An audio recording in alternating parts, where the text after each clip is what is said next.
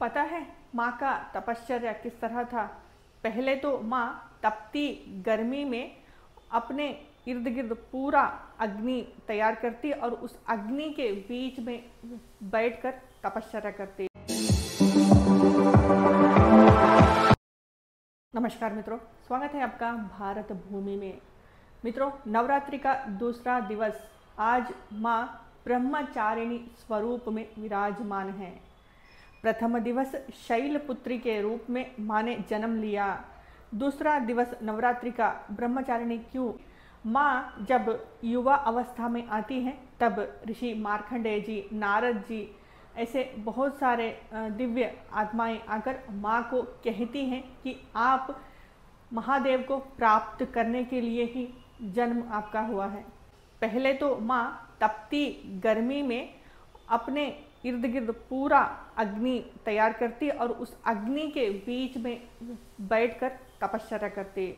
और वर्षा ऋतु में माँ भयंकर वर्षा में खड़े रहकर तपश्चर्या करती और शीतकाल में भयंकर हिम के ऊपर बैठकर माँ तपश्चर्या करती।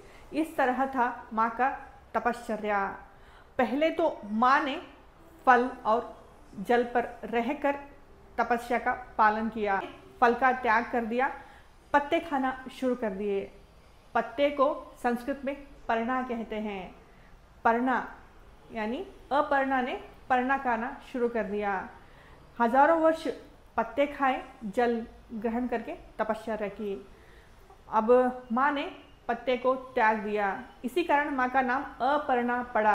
अब माँ जल, पत्ते, फल सब कुछ त्याग कर केवल वायु पर रहकर ही तपश्चर्या करने लगी। ऐसा माँ ने हजारों वर्ष किया। तो आप कहेंगे हजारों वर्ष कैसे कह सकते हैं? क्योंकि वो समय सतयुग का था। उस समय मनुष्य का आयु उतना ज़्यादा रहता था।